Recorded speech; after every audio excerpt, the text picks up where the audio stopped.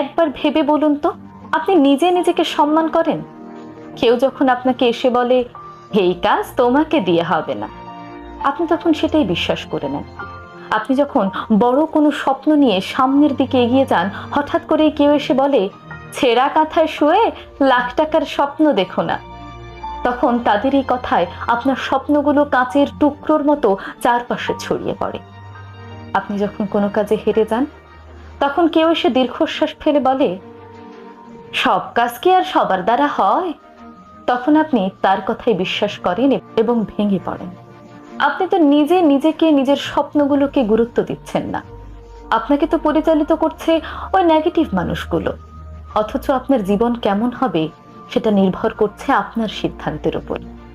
হেরে গিয়েও যারা জিতে যেতে চায়, বারবার পড়ে গিয়েও যারা উঠে দাঁড়াতে চায়, তারা ঠিকই দৌড়ায়। আপনি নিজে হার